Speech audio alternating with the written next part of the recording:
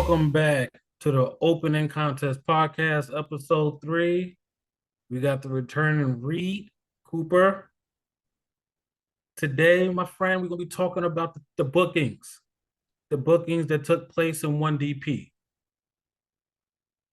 got Question number one. What is the booking process? What is the booking process for 1DP? well, this was the process when I was there, and I have confirmed with the office. This is still the process as it goes now. You will get an application. Now, wrestlers can obviously get in touch with 1DP and say they're interested. But that is all that leads to is getting an application.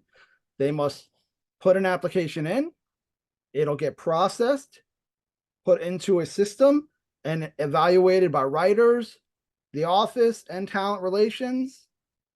And if there is a booking if there's something where they can use that talent for the company, or if they want to just add them to the roster so that they're officially on the roster, so that they're immediately already in, option for being used for a booking, that is how it happens. There is no other path to being with 1DP. If you don't have an application, if you're not willing to go through that whole process, Right? either be going to 1DP yourself if you're a wrestler or a talent or anything, and you want to work with 1DP, if you're not willing to do the simple process of putting together the application, which is, it's like any applying for any job. 1DP wants to have something on record so they're able to keep track, and their office and the way they run things, they have a very structured office production mindset to putting together their show. So application and then patience, and never, going beyond that. If you haven't heard, then that's, if you haven't heard back from them, then that's, a lot. They get a lot of applications. So if you don't hear from them, it has nothing to do with you. It's the process of them choosing who they have now, who they may need for the future, who they may one day keep your application on file, and then suddenly out of nowhere ask, are you still available or interested to be with 1DP? So As a talent, right? So I'll put in the application, put in the process. No, there's a process. And I just say pretty much, a particular wrestler or talent does get selected. Do the writers ever ask you for your input as far as who should be booked on the show? Um, so this is how they're okay. I'm gonna go into a whole concept of how things used to work when I was there, because it was a very different and long process. Like I've said on previous episodes, I was not on the writing team. I did not make any final decisions, but me and Mr. Labels did have hours. And when I say hours, I don't mean 1 hour. I mean 2 hours. I mean 3, 4 hour conversations discussing who should maybe face who, what should maybe happen, what should we present, what concepts do I personally have, how do I think maybe this should go. So my input was always requested and interest and of interest in meetings. We would have long ass meetings, and it was everyone. So everyone put in their input to the final creative product. But then the writers So, themselves would have their own final meeting to choose what they wanted to do based on everything they were told. so I'm very curious though. Like you said, pretty much the writers, and your input clearly shows that pretty much your input did matter, because of your experience. What is it like working with the head writer, Jamal Bum Phillips? Well, my experience with Jamal was, so a lot of times my deal with Jamal was as talent relations, just to be able to, if we definitely needed something and we needed some of his input, or basically he was head writer, so he had to approve anything. So even if it was something I had come up with, or something that came up with from a wrestler, um, it was either Bum's job to hear what the idea was and approve it to make sure that like, yeah, like, yep, that's going to work. That's the direction we should go in, or to take the idea and improve it or speak to the writers on how they could improve it. He was like a facilitator more than anything. He was a coordinator, a block point, so that more in terms of what the direction of 1DP and how they wanted to do stories, and the focus on that was, wow, I am bent over. There we go. That's much better. To tell stories, it was his position to be on top of that. What is the worst things to do as a sports artist booking? Well, so we were talking about the process earlier, Right. open up with the process of how to become someone with 1DP. But then there's a protocol, and there's a protocol to this. If you are on the roster, everything goes through the talent relations person. At the time, it was me.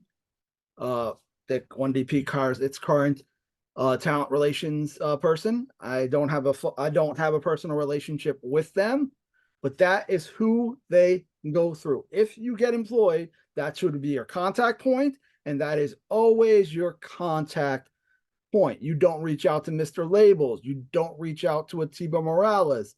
You don't reach out to agents. You don't reach out to Big Ray. You don't reach out to anyone. You don't reach out to Caprice, Majesty. Everything is to go through that talent relations person, and only should you be getting in touch with him for an issue with a booking that you've already agreed to, or a health issue, or you do have a concept, you do have an idea, and you want it to be like, if you do have an idea, yeah, you can bring it forward. You bring it to talent relations, and he will make sure that it gets into the right hands of something to be considered. But you never try to go above. You don't ever private DM the boss. The only person you speak to is the talent, and in terms of that, only for important matters. So, like, if you didn't get booked or you're not on the next show, don't be going and asking, hey, what's up? They'll let you know if there's a problem. Like, if there was an issue, you would have been contacted and said, you're not on the next show. Actually, you're not on any further shows.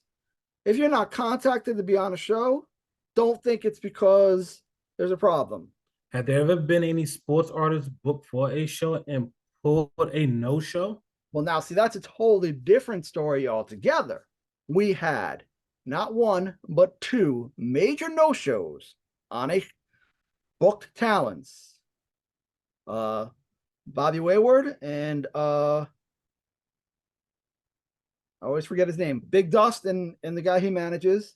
He's a friend of mine, but he uses this name that I'm always like, it doesn't stay with me for some reason. I don't know why. Even though like I see it online and I see his face and it's like, I know who that is. But the name for McGillicuddy, I think it's McGillicuddy. They and PJ Savage all no-showed the same show. All no-showed the same show. Two of those people did not even, when I like, all three of them didn't contact me to let them know there were no showing day of. Only one of them, when I contacted them and said, hey, what's happening, let me know that someone else was in the hospital. Not them, they weren't in the hospital, but someone else was in the hospital, and then so they had to be at that person's side. But they didn't even bother to contact us in advance and say, hey, something happened, personal family emergency, won't be able to make the show. And that was a scramble of a day. Now, we had to literally rewrite the show, me, the writers, Jamal.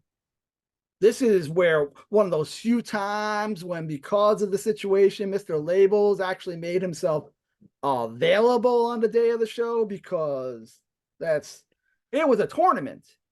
It was a tournament. It was Wasn't a that the tournament, and we had to re-scramble and change who was facing who, uh, push push how the tournament was working, and change like the main event. There was another person who was supposed to be on the show originally, so this makes it even deeper. I wasn't it the show regarding the Rumble?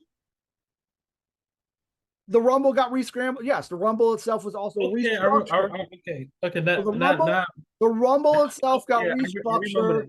that. I remember that. We pulled people from we pulled people who were supposed to be in. I believe you were actually originally booked to work that match. We had no choice. We needed people who knew how to at least get in the ring and get thrown properly out.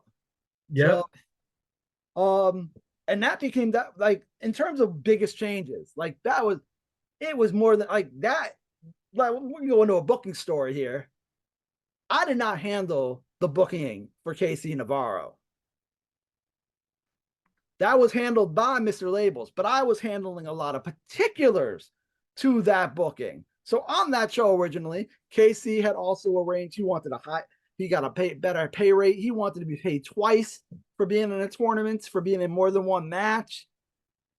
He wanted to have a tag team booked. So I had to book a tag team and then find opponents for them. And that tag team also gave me the workaround on when they were available and not available, what they were willing to do. After KC is like, I want these guys on the show, they made themselves even like difficult to book on the show and making like agreeing to tag teams they were willing to face and all that stuff. But here's the thing. So KC, and I have been told that I am allowed to release this information. KC also wanted to go over. Hex was always the planned person for that title that night. That is what the company wanted. The company wants to build new talent, and the person they wanted to build that night, who was, someone who was only really known in the New Jersey area, not known big in the New York area, they wanted to take Hyena Hex, who right now obviously is the 1DP champion. So they've really, they've stuck to their word. This is someone they want to run with, who they feel can take this company, keep going as it goes, as an independent company, and continues to build over the next couple of years. Hyena Hex is their guy who they feel can bring it there. KC wanted to actually choose to be booked as the champion. And when he was told, that's not what we're going, that's not what we want to use you. We feel you're a great talent. You're the perfect guy to have Hex go over, because that'll make him look really great. And, you losing, people win and lose all the time. So Right. KC decided to actually pull out after being, given the double payment, paid more than anyone else, having me have to, be in touch with the tag team to try to schedule a tag team match. But like I said, so that's a whole, in terms of just a whole like story of like hitting a bunch of questions, hitting a bunch of like history of 1DP, one night and one show in particular, and we made it work. We made it work. So regarding artists, the sports artists, have you ever seen any artists get reprimanded backstage? Now, I have personally not seen the reprimand, but I have been told of the reprimand. I have been told to give reprimands. So yes, I've also had to give reprimands in terms of the office being like, hey, you were given clear direction and you decided on your own to go completely, not even just off book, but like literally off book. Like this is, you had an agent, you were given a guidance. There was nothing during the match that should have changed why or what happened to how you did it and how you worked it and how you decided to do it. But you did. You went and did something totally different. And that happened on more than one show. And that's something talents do. It's something talents do, that they get into their own heads and things happen. And so they have to be told like, hey, or if they show up late, Pump or the brakes a bit, slow it down. No. they went too fast, so yeah, there were reprimands and situations. Um and there's that's a different, but that's a different.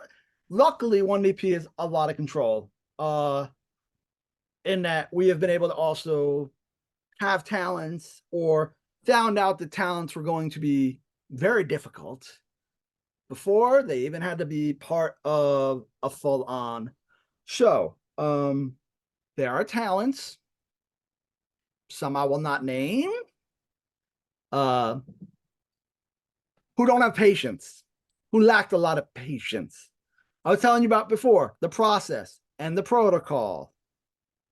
And there are talents who would ignore that protocol, would ignore that process, try to do different ways to get around it, think that they could get around it, think that they could be, get in touch with me and say, hey, what's happening for the next show? Am I on it? Not waiting for the, pushing what's happening after that. How can I be used? How can I be, like that we had one certain wrestler who actually even pretended to try to build a friendship with me. Ever since he is no longer with the company, I'm no longer with the company.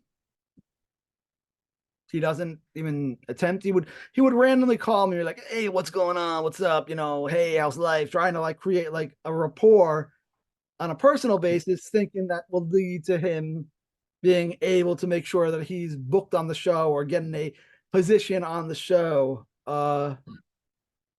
It led to some certain interesting situations. Not booking. Maybe we'll get into this. I think we can get into this on another episode about in-ring appearances of me as a talent relations, because there were more than one. There's more than a few in-ring appearances and in-ring histories, and those have stories to themselves. And I feel like we can get into those conflicts, but we are going to get into one backstage sketch that leads into booking in a second. So yes, there was Politan. There are current wrestlers that are still with the company that I had to guide to like let them know, don't do this anymore. Don't do this anymore going forward. It's not going to work. It's not going to work in your favor. And as I've been told, they don't do it. They don't do it. They learned their lesson. They learned their lesson, and the ones that didn't learn their lesson are no longer even on the roster. So, if you want to look at the back history of 1DP, if you're watching this and you want to go watch who's been with 1DP and who's not been on a 1DP show for a long time, you'll have your answers of who made problems and who didn't make problems. But there's one story, and I'm going to tell it because I promised I would. We filmed just one this time. I'll let you slide. You have the floor. I'll let you go just one time. There's one story. We're going to tell it. I think you were there for part of it. You were there for the food fight? Oh, the food fight. You were there for the food fight? No, I wasn't. Okay. So we filmed the food fight. It was one of the biggest production days we ever had. It was not just the filming of food fight downstairs, so it was fully catered. We got food for the food fight, but also plenty enough food so that people could eat for real after the food fight. So we catered it. We made sure that we told everyone that they knew that being for the studio day was part of them being booked for the main show, like agreeing to do this studio stay. That it wasn't an extra day. It was part of the whole booking. So they all understood that this is, roster member stuff. We need you to come in. We need to film this skit. We need to do upstairs stuff, photos, and all this stuff for you being part of the company and continually being booked for shows. This was a, prove yourself kind of day. So prove, if you're willing to come in and be part of this skit and do all this stuff, it's part of you agreed to be booked for this particular show. And if you are available to come in for this studio day, please do. Full understanding. If you couldn't because it didn't fit your schedule, wouldn't affect your day of booking in any way, shape, or form. But that it wasn't a bonus day. It was if you are available to make the next show bigger and promoted better and get a bigger, gate through promotion, through skits and angles that will go online. So sorry. So just sorry I cut across you. So just from what I'm getting from it is, it wasn't just a one-off thing, like you perform in a ring and you go home. It was more like It there's was a 10, before, 10 minutes. a during, and then an after show process. Yes. So, obviously Okay, everyone gets, so that's when everyone, if you're at a show, you work a show, you don't get your envelope after everything. That's when right, you get paid. You agreed to a rate. Rates can be renegotiated always. Obviously, that happened with Casey Navarro, and everything was agreed on, and then he still walked away. So rates can be renegotiated if done properly. One right. particular talent decided to not go that direction, though. He was part of the food fight. I was even in, it was a big. He was going to be part of a big storyline. Uh, there was a shoving match that was involved in a whole fight that was going to lead to a big match. It was going to be amazing. It was going to be a great thing at the show. A couple of days after the shooting, that particular contact, called blind. He was blind. Contacted me saying that he wanted to get paid in advance for the show, and that he also wanted to be paid more. That was brought to the office. The office said we don't do that for anyone. Um, that's just not how it's handled. You are still booked if you'd like to still work the show. We filmed this angle. We got this great match for you. You're gonna get to work with someone know how to work with, and start a whole program that would have been amazing. Who knows how it could have gone if he'd stuck around. He decided he wanted to pull out, but then was also rude about it. Said not to ever use that footage, not to use this foot. The food fight didn't just involve his storyline. There was a lot of stuff in that food fight, a lot of storylines filmed in that food fight, a lot of skits and bits that were content. So we ended up having to use that in the end to explain why he wasn't not with the company anymore. That we used he's been suspended. Definitely for what happened backstage. But before any follow-ups ever happened, this guy also followed up with that he was going to kill me in messages. Said he was going to kill me. Next time he ever saw me, he was going to kill me. I laughed it off. I have not seen him since. I think this episode is something that's actually very important to be watched for any talent, sports artists in the future, to keep in mind just how to go about things the proper Also, way. for fans to understand how deep things can really get, and what they think they know, they don't even know and never will. There are details I left out, and I always will, in terms of particulars. I intentionally left them out. Certain names have been left out because people don't need to be buried completely. Well, thank you for your time tonight, my friend. See you in the next episode. Please, fans, please, this is a very, very special episode just to give you a good insight on behind the scenes of the booking and what it means to book a show at 1DP. Opening Contest Podcast. Have a good night. Night.